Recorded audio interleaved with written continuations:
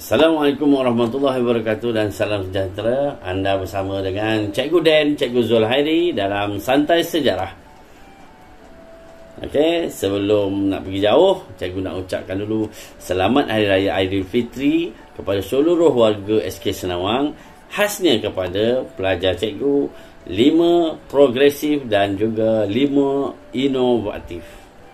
Okey, so hari ni kita nak belajar apa? Sejarah Unit 4. Okey, Unit 4 di bawah tajuk Kedaulatan Negara dicabar.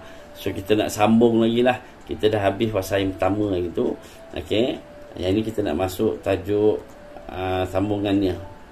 Okey, ni gambar Melaka satu ketika dahulu. Ni masa ni nak kena perang ni.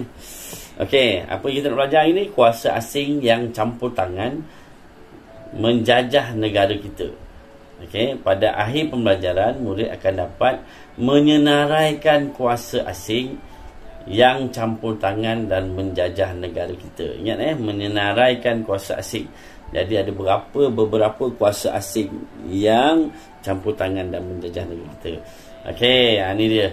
Okey, iaitu antara negara yang menjajahnya ialah kuasa asing ni Siam, Portugis, Belanda, British, Brooks, SBUB, Syarikat Borneo Utara British, Jepun dan British semula, dan akhirnya kita merdeka. Okey, mari kita tengok satu-satu. Siam, ni negara Siam. Negara Siam ni dekat belah atas lah. Sekarang ni dikenali sebagai Thailand. Okey, jadi dia menaungi Kedah, Perlis, Kelantan dan Terengganu, sebab yang ni paling hampir dengan dia orang. Dan kebetulan memang dia orang pun buat memang kuasa besar, mempunyai angkatan tentera yang baik. Okey, seterusnya Siam. Bila Siam dah tak boleh nak menyelesaikan masalah pentadbiran di negeri-negeri ni, maka Siam telah menyerahkan kepada British. Negeri-negeri diserahkan kepada British pada tahun 1909 di bawah perjanjian Bangkok. Jadi bila ada perjanjian macam ni, maknanya tiadalah peperangan besar yang berlaku. Okey, ni gambar kota Kuala Kedah. Okey, kota Kuala Kedah. Ni kita terus tengok. Okey, yang kedua, okey, kuasa asing kedua iaitu Portugis. Portugis ni selalu diceritakan. Okey, tahun 1511. Pada tahun 1511 ni Portugis menyerang dan menjajah Melaka. Okey, menyerang menjajah Melaka. Bukan senang dia nak Melaka ni, sebab Melaka masa ni empire besar. Tetapi ada beberapa masalah pentadbiran, dan juga ada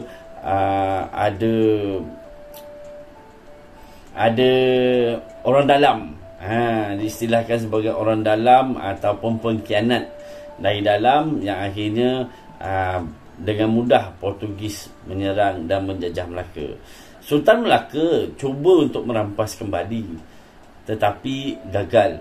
Sebab Portugis pun bukan calang-calang. Dia pun ada strategi untuk memastikan Melaka dapat dijajah. Okey, ni gambar-gambar kata Formosa ni, kata Formosa. Okey, walau bagaimanapun Portugis akhirnya kalah kepada Belanda pada tahun 1641. Okey, mari kita tengok terus. 1641 Belanda datang menyerang Portugis, maka adalah berlaku peperangan. Okey, Belanda akhirnya menang dan menjajah Melaka sehingga tahun 1824. 1641 hingga 1824. Okey, pada tahun 1824 Belanda menyerahkan Melaka kepada British melalui perjanjian Inggeris Belanda. Yang ini bila ada perjanjian, maka tiada peperangan besar berlaku. Okey, jadi penyerahan dan ada tanda tangan. Okey, seterusnya kita tengok British pada tahun 1786, 1824 dan juga 1874. Mari kita tengok satu-satu. Pada tahun 1786, British menduduki Pulau Pinang. Okey, ni. Ini bukti ni. Okey, bukti dia menduduki Pulau Pinang. Kemudian pada tahun 1824 Melaka diserahkan kepada British oleh Belanda melalui perjanjian Inggeris-Belanda. Masa inilah penyerahannya berlaku. Okey, ni Sultan-Sultan Melayu bersama dengan pegawai British. Okey, sumber daripada Arkib Negara Malaysia.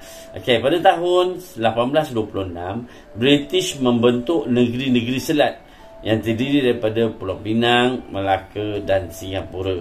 Okey, pada tahun 1874 British campur tangan di Perak pula dan meluaskan pengaruhnya di tanah Melayu hingga ke Perang Dunia Kedua. Okey, kita terus tengok pula yang ini, Brooks. Brooks ni James Brooks, ni nama James Brooks, menguasai Sarawak pada tahun 1841. Okey, ni James Brooks menggunakan gelaran Rajah Putih ataupun The White Rajah. Okey, ni nama dia lah, nama gelaran dia. Selepas kematian beliau, Sarawak terus diperintah oleh keluarga Brooks hingga tahun 1946. Okey, mari kita tengok pula Syarikat Borneo Utara British, SBUB, pada tahun 1881. Pada awalnya SBUB memperoleh hak untuk mengusahakan tanah di Borneo Utara, bahagian Sabah lah ni. Okey, punya hak tu je. Tapi setelah mendapat piagam diraja kerajaan British, SBUB mentadbir Sabah pada tahun 1881. Penjajahan SBUB berterusan sehinggalah tahun 1946. Okey, ni keluarga Brooks ni. Okey, mari kita tengok seterusnya. Okey, Jepun pada tahun 1942.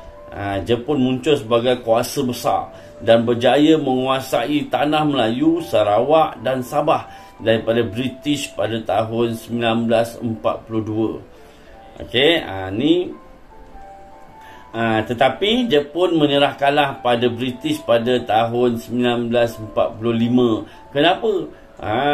Di Jepun telah dijatuhkan bom atom di dua bandar besar dia, dan akhirnya mereka menyerah kalah oleh tentera Jepun, dibuat di Victoria Institution, Kuala Lumpur. So penyerahan ni berlakulah.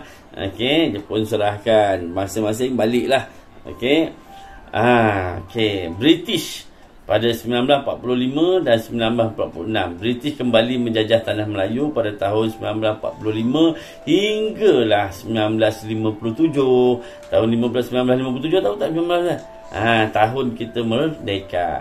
Pada tahun 1946, keluarga Brooks dan SBUB menyerahkan Sarawak dan Sabah kepada British. Maknanya 1946 pula baru serah kepada British. Okey, British menguasai Sarawak dan Sabah hingga tahun 1963. Kemudian barulah sebelum tu kita tengok balik. Jadi ni tahun ni maknanya kita dapat merdeka daripada British. Kenapa dapat merdeka? Inilah persoalan yang timbul. Ada beberapa perkara nanti kita akan belajar. Antara dia, bila penyerahan secara ini adalah penyerahan secara baiklah, tiada berlaku peperangan. Okey, walau bagaimanapun sebenarnya ada beberapa usaha-usaha daripada pejuang-pejuang negara yang telah berjuang. Dan akhirnya inilah secara halusnya akhirnya British terpaksa menyerahkan ataupun memerdekakan negara kita. Okey, itu saja untuk kali ini. Okey, jangan lupa ada kuis. Cikgu sertakan kuis ini. Nanti cikgu akan masukkan dalam description. Okey, jumpa lagi. Assalamualaikum warahmatullahi wabarakatuh.